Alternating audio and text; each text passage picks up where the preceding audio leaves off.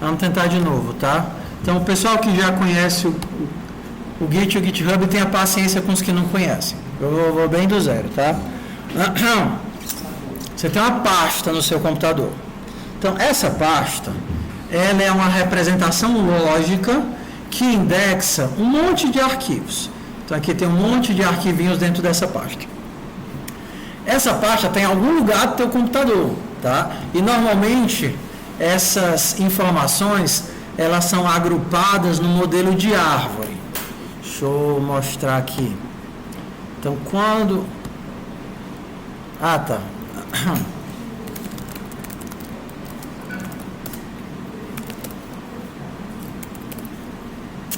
Eu estou sem internet.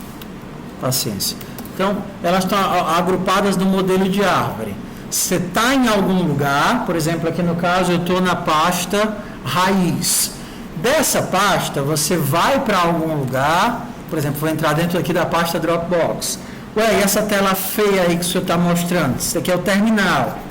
Algumas pessoas nunca mexeram, mas vão precisar aprender pelo menos o básico. Criar um arquivo, navegar de um canto para o outro.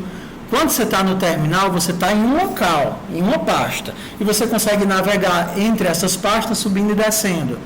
Quando você está no Explorer, é como se você estivesse vendo tudo ao mesmo tempo. Só que aqui não, você vai pulando de um para o outro. Então, eu posso entrar dentro de uma pasta, posso olhar o que tem dentro dessa pasta, posso entrar dentro de outra pasta. Progress.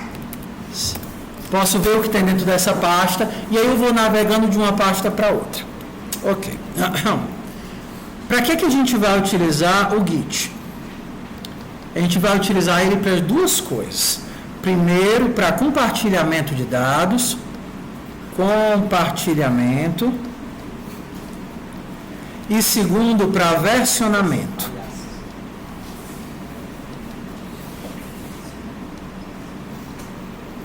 Então, a primeira necessidade que nós vamos utilizar é porque você precisa de uma forma de compartilhar essa pasta, onde vão estar os códigos, os exercícios, as marcações, tudo, os arquivos de configuração do TKO, a marcação que você fez, que dizia que você fez sozinho, tudo que está dentro dessa pasta, você precisa de uma forma de compartilhar comigo. O que é que até hoje a maior parte de vocês utilizou?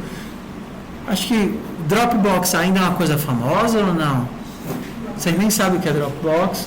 Google Drive ainda usa do Google Drive. Só que o Google Drive faz compartilhamento de pasta ou não? Só que a pasta do Google Drive é só aquela pasta remota. Tem como compartilhar uma pasta do computador? A maioria não faz isso, né? Tá, então vamos lá, ok. Quando vocês estão lá vamos partir de um ponto que vocês entendem, tá? Quando você está lá no Google Drive, você tem um arquivo, só que esse arquivo, ele está na nuvem, é um arquivo remoto, beleza? E essa pasta remota, que tem um monte de coisas, você consegue compartilhar com outra pessoa. E aí você tem deixa eu desenhar você aqui. Você tem você olhando para essa pasta remota e manipulando essa pasta remota, e tem o seu colega malvado.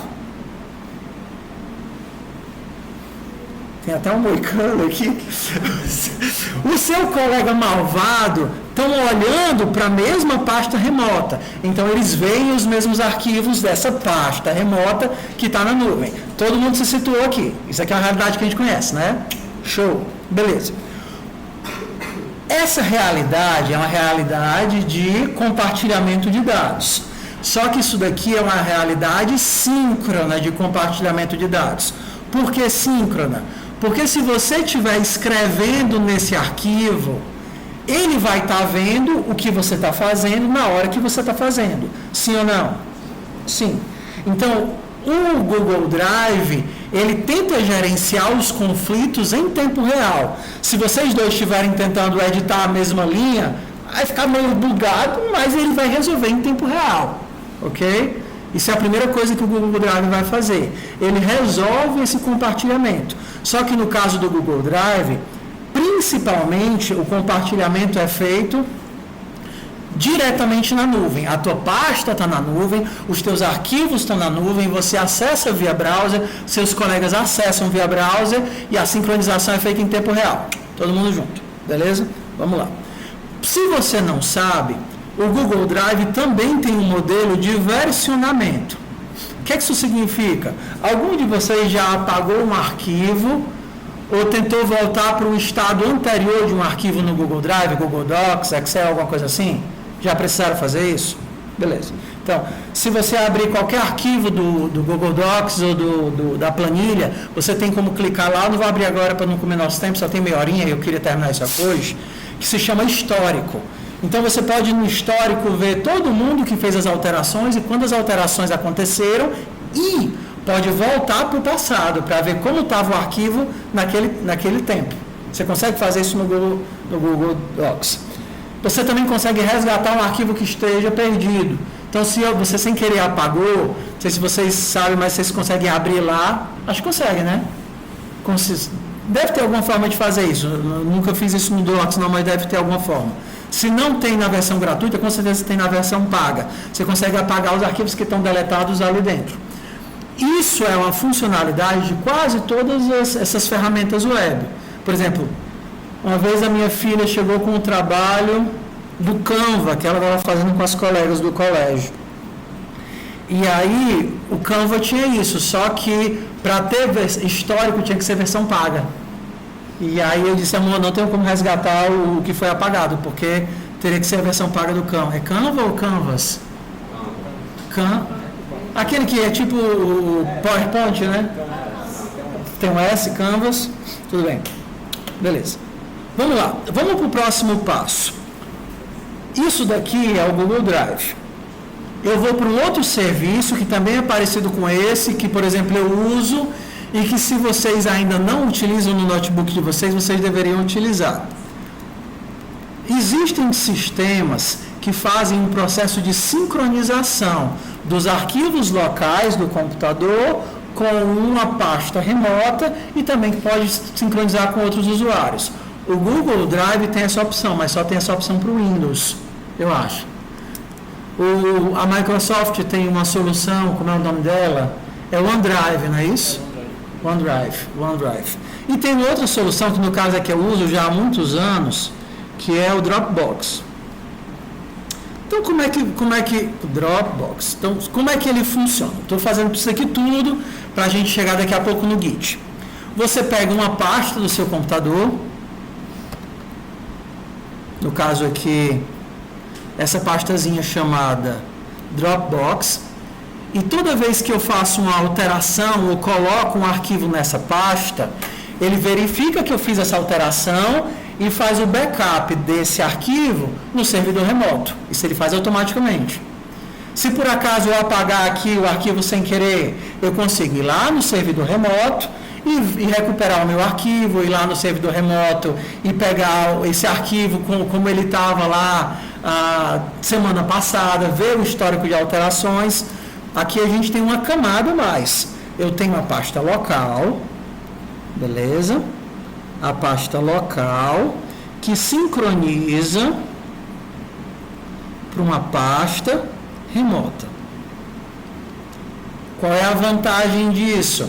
Você consegue trabalhar normalmente nos seus arquivos locais com o programa que você precisar. Você está trabalhando aqui, sei lá, seu editor de imagem, ou seu qualquer coisa. Você não precisa de um software na web que edite esse documento na web. Ele funciona praticamente como um serviço de backup, mas ele também funciona como um serviço de versionamento e compartilhamento. Eu posso pegar uma dessas pastas e compartilhar com outra pessoa que também tem o Dropbox. Ou posso compartilhar entre múltiplos dispositivos da minha conta. Então, se eu fizer uma alteração nessa pasta, nesse computador, na hora que eu abrir esse computador, vai ser copiado tudo para cá. O que acontece? Como eu tenho uma camada a mais além do remoto, os conflitos ficam mais evidentes e nem sempre dá para resolver. Então, se dois computadores estão, entenda, offline, esse altera o arquivo e esse também altera o arquivo e os dois entram online, ele não tem como resolver. E o que é que ele vai fazer? Avisar que teve um conflito. ele vai te dar 2 versões de arquivo e vai dizer, olha, eu estou com 2 versões de arquivo, esse daqui é do computador A e esse é do computador B, eu não tenho como resolver, resolva. Aí você vai ter que manualmente abrir os 2 arquivos, ver qual das 2 versões você vai ficar, apagar uma e o teu conflito está resolvido. Entendeu? Que quando eu tenho uma camada local, eu tenho uma camada de conflito que é mais difícil de responder, de resolver, do que se as 2 pessoas estivessem escrevendo diretamente online. Estamos juntos? Beleza. Então, nessa camada, eu tenho 2 usuários locais, que tanto poderia ser você e seu colega, numa pasta que você quis compartilhar com ele, como você e você mesmo, em 2 dispositivos diferentes. O servidor remoto é quem faz o processo de versionamento. O versionamento está aqui, ó. Versionamento. E o servidor local, eu tenho o processo de acesso. O meu software local, ele faz o backup e o compartilhamento. Mas o acesso é feito aqui e o versionamento é feito aqui. Ok? Então, vamos andar mais um pouquinho agora. Quando eu tenho o Git, eu vou começar pelo processo mais complexo e depois eu vou simplificar para o mais simples, tá? Quando você tem o Git, normalmente você tem um repositório remoto. Então vou até fazer a nuvenzinha aqui, ó. A nuvenzinha. Então esse daqui é o teu repositório remoto. Esse repositório remoto é uma pasta, beleza, é uma pasta normal, e dentro dessa pasta você tem os arquivos e você tem uma subpastazinha secreta, vou até colocar aqui de rachurado, e nessa subpasta você guarda o histórico, o versionamento, tudo, você guarda tudo nessa pastazinha, tudo está em arquivos, ok? Se eu quero escrever nessa pasta, se eu quero alterar os dados que estão aqui, eu não consigo fazer diretamente no repositório remoto. A primeira coisa que eu faço é criar uma cópia para mim. Então eu venho aqui e eu faço uma cópia local. E aí, baseado nessa cópia local, eu tenho os mesmos arquivos e uma pasta especial que você normalmente não mexe, mas que guarda o histórico, os dados antigos, as alterações, tudo aqui dentro. Então, localmente você tem tudo. Localmente aqui você tem tudo. Você não precisa do remoto. Localmente você pode voltar para o passado, criar um novo caminho para criar uma coisa nova, verificar quem fez o quê. Está tudo local dentro desses arquivos. Tudo local. Ok? Só que se você quiser que outra pessoa veja, acesse, altere junto com você, o que é que você tem que fazer?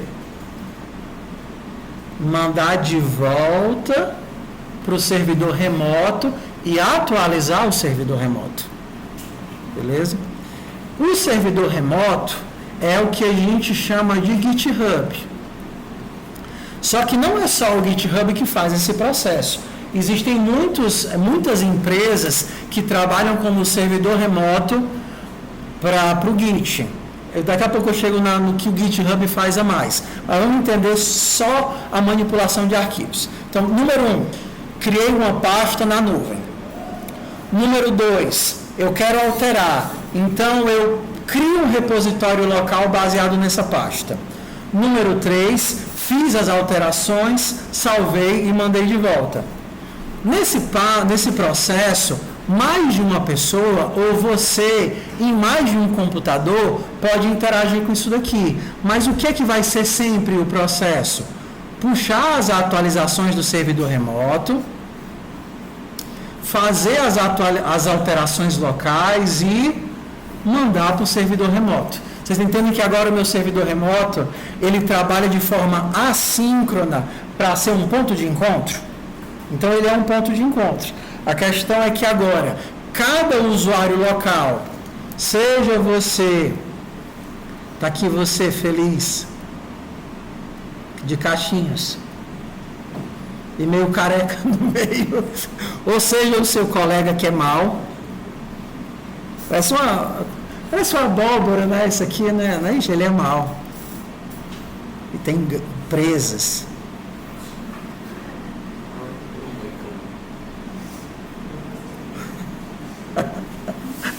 Eu vou me matricular em desenho. Desenho 1.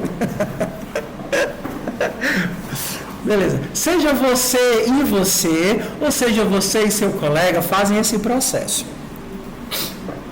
Vamos lá. Esse processo, ele é representado com nomes, tá bom? E os nomes são importantes, porque os nomes representam as ações. E a gente vai decorar os nomes e a gente vai decorar os comandos. E mesmo que a IDE ela possa substituir tudo isso por botões, você ainda vai aprender os nomes. Por quê? Porque quando o botão falhar, você vai ter que dar os comandos. Então,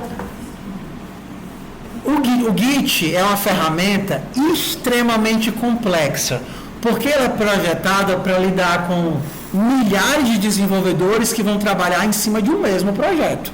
Então, se você imagina aí o código do Firefox ou o código do kernel, imagina a quantidade de gente que está trabalhando em cima do mesmo projeto. É uma coisa assim absurda. Então, eles têm que ter muitas formas de recuperar uma informação, criar uma funcionalidade extra, notificar que eu quero mudar algo, avisar que foi feito, escolher quais coisas eu vou fazer, mas basicamente ele funciona baseado em 4 ações.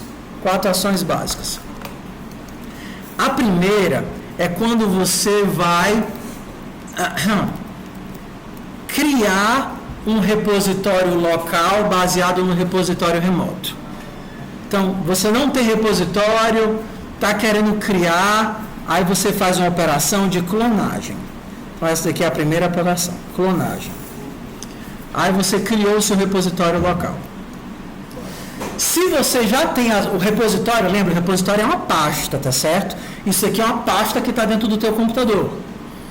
Se você quer atualizar as informações que você tem, ao invés de dar a clonagem, que só serve para criar a primeira vez, você dá um comando de pull. Na verdade, seria um fetch, mas tudo bem, um comando de pull, vamos simplificar. Então, no pull, você puxa as atualizações. Quando você estiver trabalhando aqui dentro, você trabalha principalmente com 2 ações. A primeira é uma ação de marcação. Porque como você está mexendo em um monte de arquivos, você tem que escolher quais arquivos você quer salvar e enviar de volta. E nessas marcações, você marca com 2 ações. A primeira é uma ação de adicionar, onde você diz, ei, esse arquivo ficou bom, eu quero adicionar isso daqui na versão que eu vou salvar. E um save, que seria uma ação de commit, um compromisso. E no commit você diz, ei, esse conjunto de coisas que eu marquei, isso daqui forma uma versão. Eu vou dar um save nisso. Caramba, é complexo. Não é mais fácil usar o Google Drive, não. Não. Tá? Mas assim, o fluxo é simples. Estou aqui simplificando mais ainda, tá? Então vamos lá. Primeiro, puxei os meus dados, alterei, a gente vai fazer a prática amanhã, tá? Tudo que eu estou explicando hoje, a gente vai... de hoje para amanhã, eu peço que você crie o seu repositório do GitHub, só para a gente não perder tempo, e aí amanhã a gente faz a prática. Beleza? Então, vamos lá. Criei local, a minha pastazinha no meu computador, marquei os arquivos que eu queria, salvei, e agora eu tenho que mandar o meu save de volta. E eu mando o meu save de volta com uma ação de... Se o pull puxa, como é que eu empurro? Eu faço um push. Então, o fluxo é esse. Beleza? O fluxo básico é esse. Na prática, na realidade, vocês vão estar o tempo todo dando só 3 comandos. Normalmente você faz seu código e você diz, marca tudo, salva e envia. Você consegue fazer numa linha só essas 3 coisas. Mas eu preciso explicar para vocês minimamente que existem essas ações. Marca tudo que eu fiz, salva e envia o save de volta para o repositório remoto. Por quê? Porque eu não enxergo a sua máquina. Eu não enxergo isso daqui, ó. Tá vendo isso daqui? Eu não enxergo a sua máquina. Eu só enxergo o repositório remoto. Então eu preciso que você envie as suas alterações, envie seus dados, envie suas marcações para mim. Isso daqui é a camada de sistema de arquivo que permite que eu veja o que você faz e que a gente compartilhe os dados. O que o Dropbox faria por nós, se eu fosse usar o Dropbox, seria: você tem uma pasta, compartilhou a pasta comigo, eu abro a sua pasta no meu computador, você adicionou o arquivo na pasta, automaticamente o arquivo apareceria para mim. Só que eu não estou usando o Dropbox, eu estou usando o Git. Então você tem a sua pasta, essa pasta está pendurada no repositório remoto. E eu também estou pendurado nesse repositório remoto. Toda vez que você escrever seu código, fizer suas marcações, você precisa salvar e enviar. Você faz isso num comando.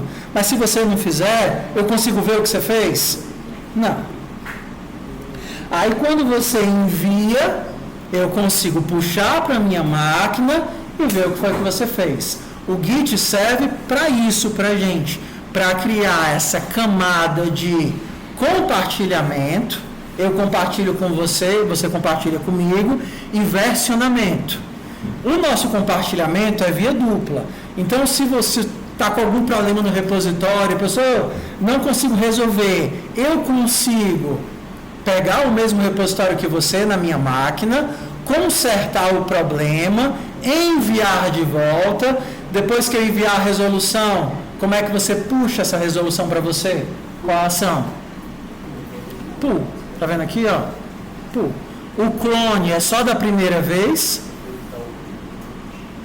só na hora que você cria, e o pull é toda vez que você quiser puxar algo de novo do repositório remoto. Tudo bem? Tudo bem? Só para não ficar, eu estou sem internet, só para não ficar a ideia pela metade, o Git é uma ferramenta de versionamento e compartilhamento, mas o GitHub não é. O GitHub é uma rede social, tá bom? Então, o que é o GitHub? O que é que a gente tem de alternativa? Tem de alternativa o Bitbucket, que é muito famosa também. Tem de alternativa o GitLab, que normalmente é instalado para versionamento local. Mas quando você coloca um código no GitHub, você está mostrando esse código para as outras pessoas. E o GitHub ele te fornece já as ferramentas para que qualquer pessoa pode pegar o código que você colocou lá, fazer uma cópia para ela, alterar o que ela quiser e mandar de volta para você e criar lá um campo de chat de notificação. Ei, consertei esse problema, fiz esse teste, isso daqui precisa ser melhorado. E aí as pessoas conseguem se comunicar e interagir através dessa rede social. Então é a rede social para assim, compartilhar e escrever código. Tudo bem? Tudo bem? Eu estou cansado. Como eu estou sem internet e eu não configurei o Edulon aqui, eu acho que eu vou parar por aqui, tá?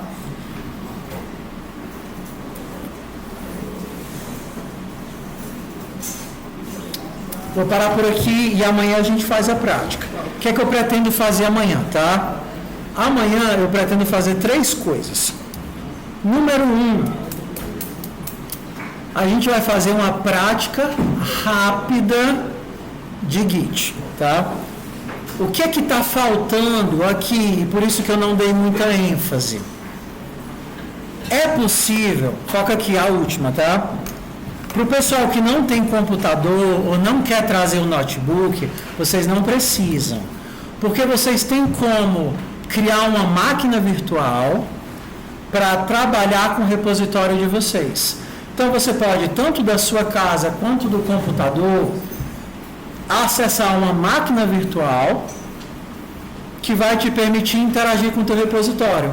E essa máquina virtual, ela é uma máquina mesmo, só que na internet. ela vai ter um sistema de arquivos, ela vai ter memória, você pode instalar pacote, você pode fazer suas configurações, você vai ter tudo lá. A diferença é que você faz login pelo browser. E aí, nessa máquina virtual, você pode trabalhar com ela pelo computador da universidade, quando você estiver na aula. E aí, quando você chegar em casa, você só puxa os dados que estão lá. Entendeu? Então, a gente vai lidar com isso também. Eu não tenho como fazer chamada porque eu não tenho internet. Amanhã eu faço retroativo de hoje e